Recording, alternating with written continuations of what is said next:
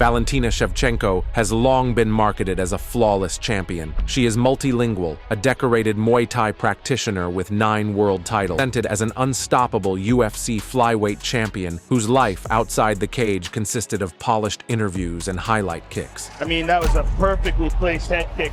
That image tells only part of the story. Highlight reels focus on spectacular knockouts and celebrations, making it easy to forget that a fighter's life is filled with grueling training sessions, travel hassles, and moments of vulnerability. A fuller picture emerges when you look at the setbacks, detours, and offbeat chapters that rarely make it into promotional montages.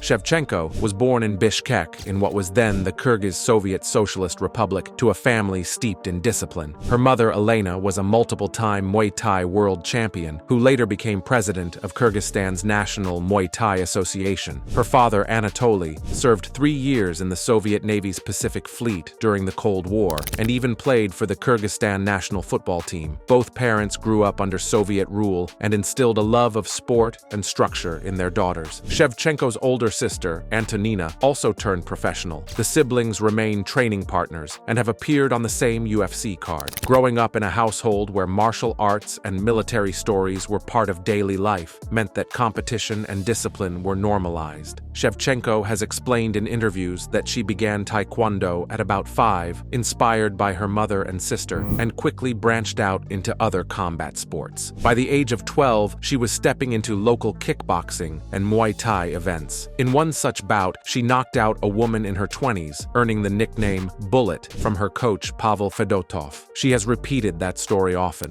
and the image of a preteen flooring a grown woman became part of her legend. She also developed outside interests. She studied film directing at the National Academy of Arts of the Kyrgyz Republic and later earned an undergraduate degree. She speaks Russian, Spanish, and English, and has said her multicultural background helps her adapt when international travel. She entered countless Muay Thai and pankration tournaments, accumulating hundreds of bouts. Reports vary on the exact number, but some put her amateur total above 500 fights. She was competing almost continuously across several disciplines. Finding opponents at home became challenging. According to Shevchenko, Fedotov believed that staying in Kyrgyzstan would limit their growth, so he began taking the sisters abroad. The trio traveled across Russia and Eastern Europe looking for tougher opponents before venturing to South America in 2007. Internet access was limited and communication barriers were significant, yet they embraced the adventure. Shevchenko has said that the decision to move was driven more by curiosity and opportunity than a calculated career plan. They conducted seminars, taught martial arts, and slowly integrated into Peruvian communities. Over time, she gained Peruvian citizenship and began waving both Kyrgyz and Peruvian flags after victories. Living abroad as a teenager taught her adaptability, cultural awareness, and the value of embracing new languages and customs. The UFC rarely mentions pre-octagon losses, yet those setbacks shaped her approach. On September 30th, 2010, she fought Liz Carmouche at a regional show called C3 Fights in Concho, Oklahoma. Shevchenko on short notice. Early on, she outstruck Carmouche and attacked with leg locks on the mat. Late in the second round, an upkick from Carmouche opened a deep cut above Shevchenko's eye. The ringside doctor stopped the fight before the final round. She protested, but the decision stood. Carmouche later recalled walking through the casino with Shevchenko's blood on her arms and worrying about infection. Some observers argued that the upkick was illegal and that the fight should have been ruled a disqualification. Regardless, the result went into the record as a technical knockout loss. Shevchenko described it as a wake-up call that pushed her to refine her MMA skills and take grappling more seriously. It remains the only time she has lost via doctor stoppage. She also dipped a toe into professional boxing, a detour that the UFC seldom highlights. After 2 successful bouts, she was booked in 2011 to challenge veteran Melissa Hernandez for a minor Women's International Boxing Association world title. Hernandez was offended by the idea of defending against a relative newcomer and vacated the belt instead of fighting. In protest, she publicly threw the belt into a trash bin and called the matchup an insult to boxing. The controversy made headlines in women's boxing circles but barely registered in MMA.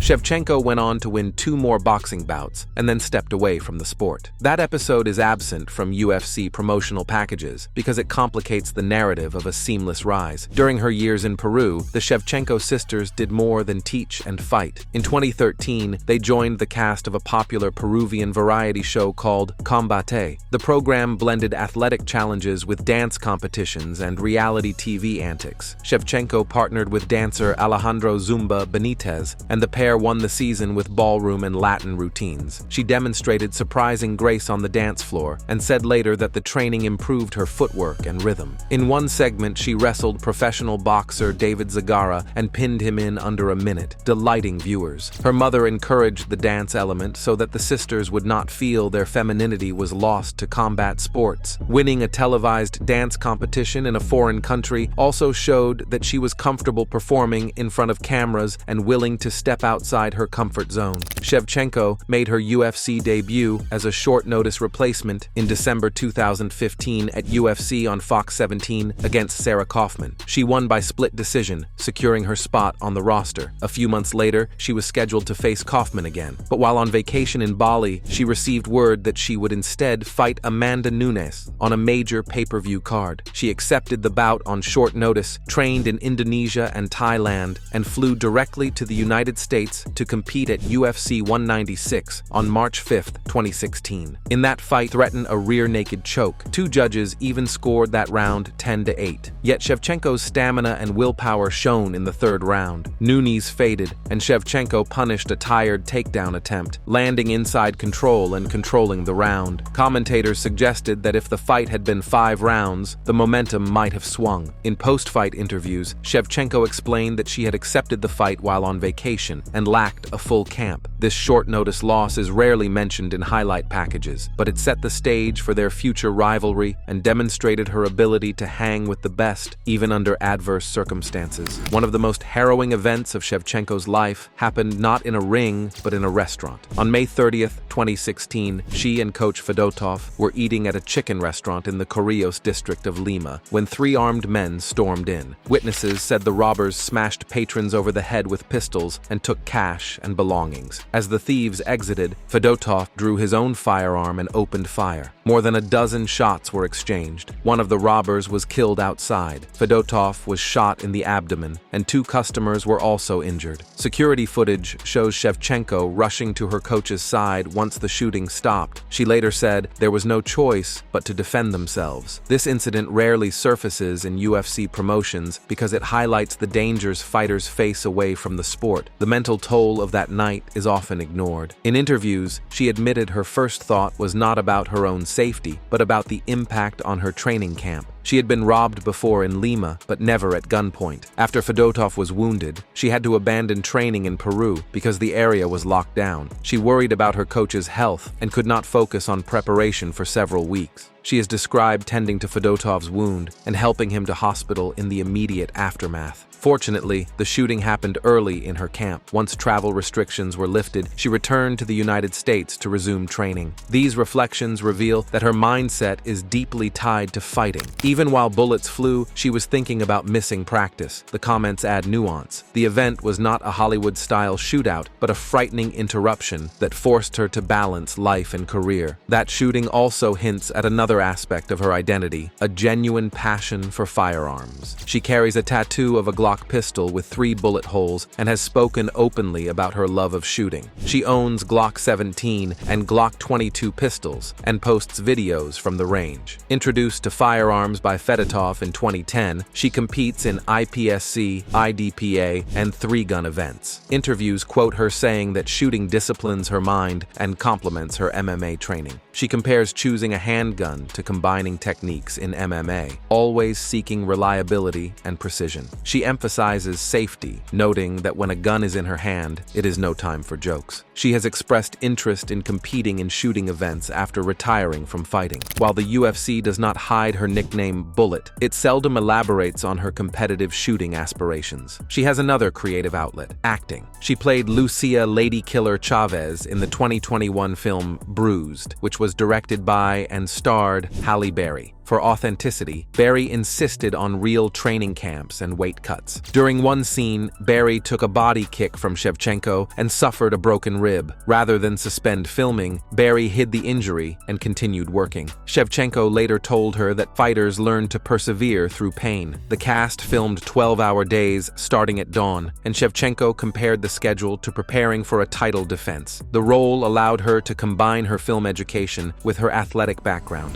Barry later said she would never want to see Shevchenko lose because of their bond. This chapter showcases another side of Shevchenko's toughness and her willingness to guide others outside of MMA. Shevchenko's run in the UFC has not been without controversy. In September 2017, she challenged Amanda Nunes for the bantamweight title at UFC 215. The fight went 5 and defended takedowns. Judges awarded Nunes a split decision. After the fight, Shevchenko revealed that she dislocated a finger in the first round, had it reset by her corner, and kept fighting. She argued that she had won at least 3 rounds and criticized the scoring emphasis on forward movement over effective striking. She felt that simply pressing forward should not outweigh precision and defense. While the UFC recaps mention the split decision, they rarely explore her frustration with the judging criteria. The bout remains one of the most debated decisions in women's MMA. In 2018, she was slated to face Nico Montano for the inaugural UFC flyweight belt. Montano had won the title through a season of The Ultimate Fighter and had yet to defend it. In the weeks leading up to the PPV card, Montano struggled with her weight cut and was hospitalized with kidney issues and elevated sodium levels. The Athletic Commission canceled the fight, and the UFC stripped Montano of the title. Shevchenko expressed her frustration on social media, saying fans deserved better and accusing Montano of being unprofessional. Montano responded by saying she nearly died making weight and called Shevchenko heartless. The sequence of comments was widely reported and is fairly well documented. To understand its significance, it helps to recall that Montano was a newcomer with little leverage. She juggled injuries and a brutal cut, while Shevchenko had been in camp for months and had made weight repeatedly. The UFC eventually matched Shevchenko with Joanna Jędrzejczyk for the vacant title, and she dominated that fight to claim the belt. Looking back, both women were under intense pressure. Montano from the health risks of cutting weight, and Shevchenko from watching her opportunity evaporate. When the UFC revisits the birth of the flyweight division, it tends to skip over the messy human conflict that colored the process. After claiming the belt, she notched several memorable defenses. At UFC 238, she delivered a highlight reel. She then dominated Katlyn Chookagian at UFC 247 in February 2020, finishing her with elbows from mount in the 3rd round. Later that year, she used relentless takedowns to overwhelm Brazilian challenger Jennifer Maia. In April 2021, she faced Jessica Andrade at UFC 260 with ground and pound in the 2nd. That performance silenced critics who claimed she was a pure striker. Each defense added to her aura of invincibility. By mid-2022, she seemed unbeatable, yet the next challenge exposed cracks. At UFC 275 in June 2022, she faced Taila Santos. The challenger used grappling to smother Shevchenko early, taking her back and threatening with chokes. In the 3rd round, their heads collided accidentally, fracturing Santos's orbital bone. The fight went to a split decision. 2 judges gave Shevchenko rounds 3 through 5. Many fans felt Santos had been robbed. Shevchenko dismissed that narrative, saying she adapted mid-fight and still landed the more meaningful strikes. She emphasized her mental toughness and pointed out that an earlier head kick paused to check the cut. How close the fight truly was remains a matter of opinion, but it certainly was not the dominant performance the UFC often highlights. Watching the bout, it is easy to see why the verdict is polarizing. Santos maintained back control for long stretches and threatened with submissions, something no previous challenger had done. The accidental head clash compromised Santos's vision. Some observers argued that the momentum swing was due less to tactical brilliance than to the injury. Shevchenko argued that she still had to seize the moment. Her corner instructed her to change levels and throw more kicks, advice she followed in the final rounds. The fight nearly derailed her reign. Had won, she might have lost the belt. Another major flashpoint came on September 16, 2023, at an event branded Noche UFC in Las Vegas, held in conjunction with Mexican Independence Day. It was the 2nd fight in her trilogy with Alexa Grasso to take the belt. In this rematch, the fight went 5 rounds and ended in a split draw. 2 judges had identical scorecards except for Judge Mike Bell, who gave Grasso a 10-8 5th round. That single 10-8 turned a likely Shevchenko win into a draw. After the fight, Shevchenko and many observers argued that the fifth round did not warrant such a margin. She also alleged that officials were swayed by the holiday atmosphere and did not want a Mexican fighter to lose during a celebration of Mexican heritage. During the bout, Grasso landed 2 knees while Shevchenko was grounded. Referee Herb Dean issued warnings but did not deduct points. Shevchenko broke her thumb in the first round, yet fought through it. Her allegation of bias reflects her opinion rather than established fact. The UFC has largely glossed over this controversy, focusing instead on setting up the trilogy. Context helps explain the outrage. Many media members scored the fight for Shevchenko, giving her the first, third, and fourth rounds. She mixed straight punches with knees in the clinch and even attempted a mounted guillotine.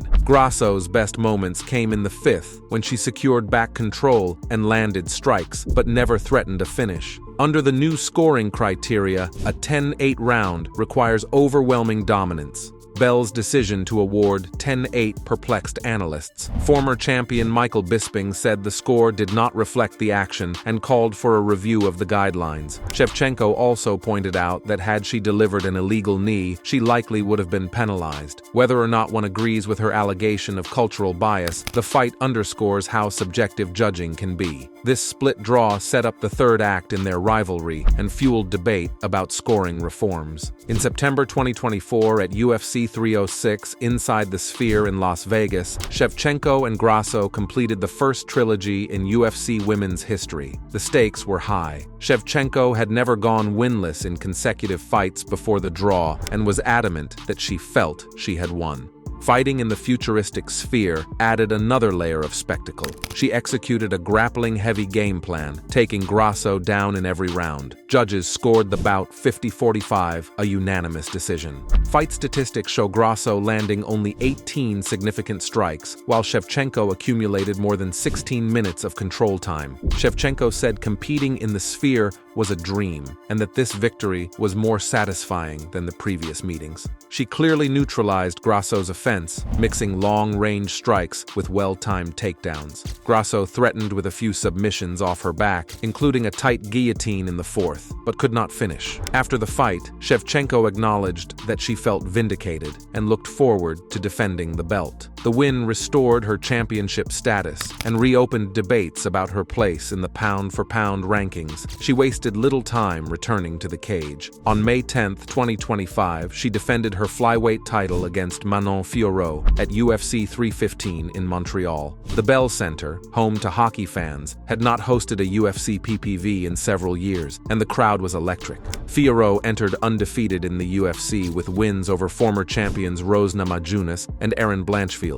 She used her size and karate background to press Shevchenko against the fence and landed knees to the legs and body. Shevchenko created enough space to outpoint her at distance and landed the heavier strikes. Late in the fourth round, she dropped Fiorot and connected with spinning back fists. All three judges scored the bout 48-47 for Shevchenko. The victory marked her 10th win in UFC title fights and tied her for the second most wins in women's title bouts. Shevchenko said she expected a hard fight and emphasized that age is only a number. What matters is performance. This defense showed that she could still adjust to new contenders and maintain her reign. Not every setback involved an opponent. In early 2020, Shevchenko was scheduled to defend her title against Joanne Calderwood on a PPV card in Perth, Australia. She withdrew from the fight because of a leg injury sustained during her previous defense against Katlyn Chookagian at UFC 247. She told reporters the injury had not healed properly and that she hoped to return by August. Calderwood said the postponement might be a blessing because the pandemic was closing gyms. Later interviews revealed that Shevchenko felt a pop in her knee during the Chookagian fight, but pushed through, only realizing afterward that she had damaged a ligament. Doctors recommended rest and rehabilitation. As the pandemic shut down training facilities, she struggled to find places to train in Las Vegas and considered surgery. In the end, she waited until the leg healed healed and returned later in the year. The UFC rarely acknowledges this injury, perhaps because it undermines the image of an indestructible champion. The episode illustrates her willingness to prioritize long-term health over immediate paydays. In 2025, she became part of another narrative battle, this time outside the cage. Chael Sonnen, a former UFC title challenger turned analyst, known for his provocative commentary, criticized her for not being real with fans and joked in a video that she might be a spy. He argued that her lack of trash talk made her persona less compelling and said she should adopt a villain role. Shevchenko responded on the Ariel Helwani show by laughing off the spy remark and insisting she is genuinely a nice person. She said she would like to meet Sonnen in person and ask why he feels the need to provoke her. Sonnen also complained that after some of her wins, she failed to call out specific contenders, including Manon Fiorot, leaving fans uncertain about her intentions. Shevchenko countered that English is her third language and that she speaks Russian and Spanish fluently. Sometimes her reserved tone reflects her processing of translations. She also noted that she grew up in a military household where humility was valued. The back and forth highlights the tension between sports and entertainment. Even a champion with highlight reel finishes can be drawn into debates about personality and promotion.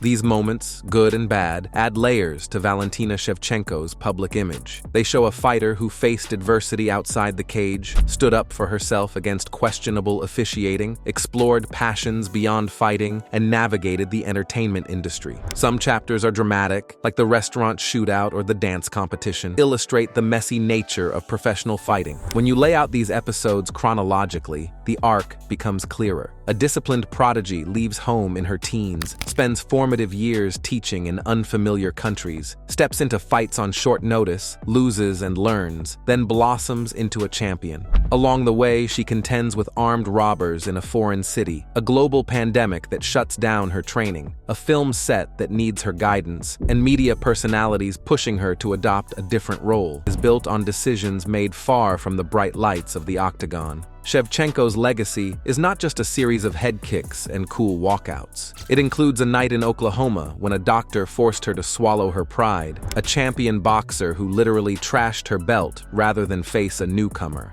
a Peruvian restaurant where bullets flew, reality TV dance routines, film sets with broken ribs, weight-cut drama, disputed scorecards, time off with injuries, and a never-ending debate about whether she should smile more or talk trash. Each piece shows that even the most dominant champions are still human beings with complicated lives. That is the side of Valentina Shevchenko the UFC is less inclined to showcase. If anything changes my perspective, it would be new first-hand accounts from those involved or clarified timelines from the fighters themselves. Until then, this mosaic of moments paints a fuller portrait of a remarkable athlete. What do you think about Valentina Shevchenko? Let us know your thoughts in the comment section, and before you leave, don't forget to like this video and subscribe to MMA Rivals so you don't miss the next ones.